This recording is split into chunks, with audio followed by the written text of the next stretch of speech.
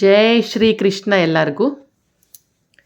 ನಿನ್ನೆ ನಾನು ನಿಮಗೆಲ್ಲರಿಗೂ ದೀಪಾವಳಿ ಹಬ್ಬದಾಗ ಯಾವ ರೀತಿ ಗಂಟಿನ ರಂಗೋಲಿ ಒಳಗೆ ದೀಪದ ಡಿಸೈನ್ ಮಾಡಿ ನಾವು ರಂಗೋಲಿ ತೆಗಿಬಹುದು ಅಂತ ಹೇಳ್ಕೊಡ್ತೀನಿ ಅಂಥೇಳಿ ನಿನ್ನೆ ಒಂದು ರಂಗೋಲಿ ನಿಮಗೆಲ್ಲರಿಗೂ ಹೇಳ್ಕೊಟ್ಟಿದ್ದೆ.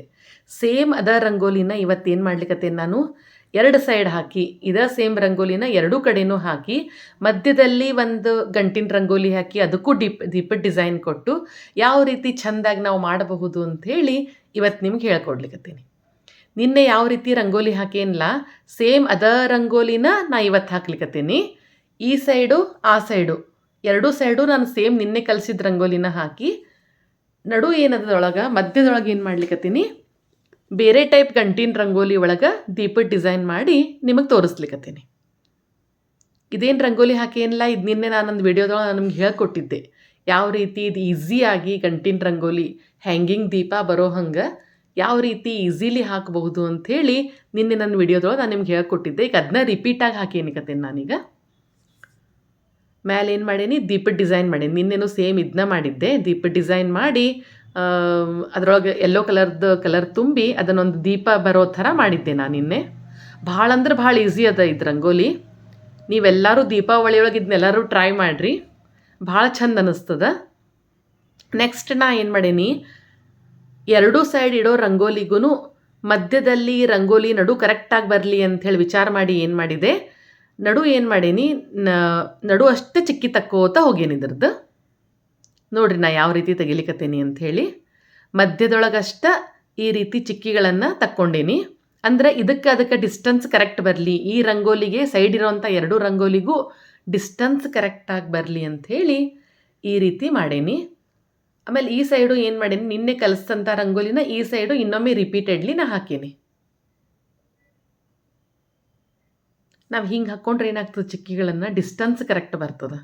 ಆಮೇಲೆ ಎರಡೂ ಸೈಡು ನೀವು ಈ ಸೈಡು ಆ ಸೈಡ್ ತೆಗೆದು ನಡು ನೀವು ತೆಗಿಲಿಕ್ಕೆ ಹೋದ್ರೆ ಮತ್ತು ಅದು ಹೆಚ್ಚು ಕಡಿಮೆ ಆಗಬಾರ್ದಲ್ಲ ಚಿಕ್ಕಿ, ಅದಕ್ಕೆ ಈ ರೀತಿ ನಾನು ನಿಮ್ಗೆ ಮಾಡಿ ತೋರಿಸ್ಲಿಕ್ಕತ್ತೀನಿ. ಈ ರಂಗೋಲಿ ಇನ್ನೊಮ್ಮೆ ನೀವು ನೋಡ್ಕೊಡ್ರಿ.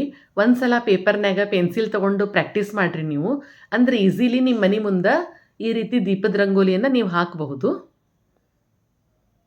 ಈಗ ಅನ್ಕಾತದ ದೀಪಾವಳಿ ಹಬ್ಬ ಬರೋ ತನಕ ಏನು ಮಾಡ್ತೀನಿ, ನಾನು ಹೊಸ ಟೈಪ್ ನಿಮ್ಮ ದೀಪದ ರಂಗೋಲಿ ಎಲ್ಲ ಹೇಳ್ಕೊಡ್ತೀನಿ.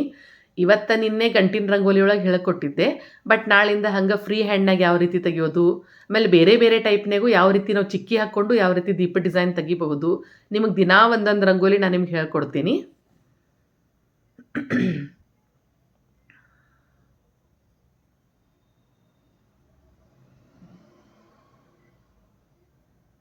ಫ್ರೆಂಡ್ಸ್, ನೀವೆಲ್ಲರೂ ನಾ ಹೇಳ್ಕೊಡುವಂಥ ರಂಗೋಲಿನ ಎಲ್ಲರೂ ಟ್ರೈ ಮಾಡಿರಿ. ಭಾಳ ಚಂದ ರಂಗೋಲಿ ಅವ, ಎಲ್ಲರೂ ನಿಮ್ಮ ಮನೆ ಮುಂದೆ ಹಾಕ್ರಿ ರಂಗೋಲಿನ. ಈಗೇನು ಮಾಡೀನಿ, ಎರಡೂ ಸೈಡು ನಿನ್ನೆ ತೆಗೆದಿರೋವಂಥ ರಂಗೋಲಿನ ಕಂಪ್ಲೀಟ್ ಮಾಡೀನಿ.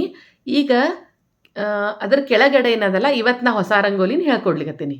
ಫಸ್ಟ್ ಏನು ಮಾಡೀನಿ, 6 ಚಿಕ್ಕಿ ಇಟ್ಕೊಂಡು ಮಧ್ಯದಲ್ಲಿ ಈ ರೀತಿ ಚಿಕ್ಕಿಗಳನ್ನು ಇಟ್ಕೋತ ಬಂದು ಕೆಳಗಡೆ 5ರಿಂದ 5 ಚಿಕ್ಕಿಯನ್ನು ಇಟ್ಕೊಂಡೀನಿ.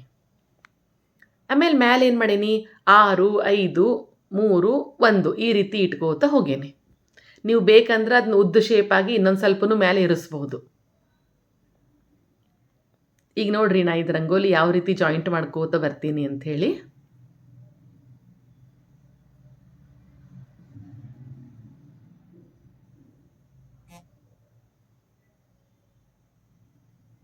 ಇದು ರಂಗೋಲಿ ತೆಗೆದ್ಮೇಲೆ ಭಾಳ ಚಂದ ಕಾಣಿಸ್ತದ ಗಂಟಿನ ರಂಗೋಲಿ.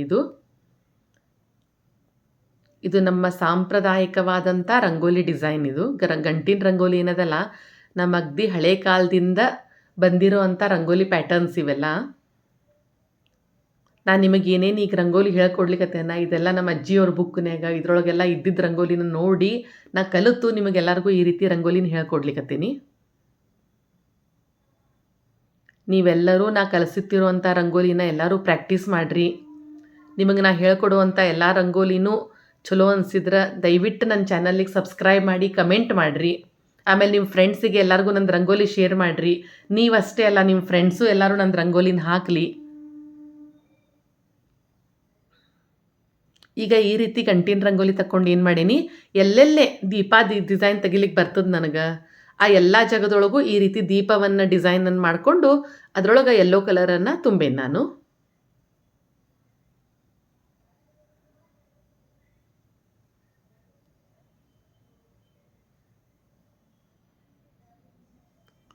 ನನ್ನ ರಂಗೋಲಿಯನ್ನು ವೀಕ್ಷಿಸಿದ ಪ್ರತಿಯೊಬ್ಬರಿಗೂ ನನ್ನ ಧನ್ಯವಾದಗಳು. Thank you.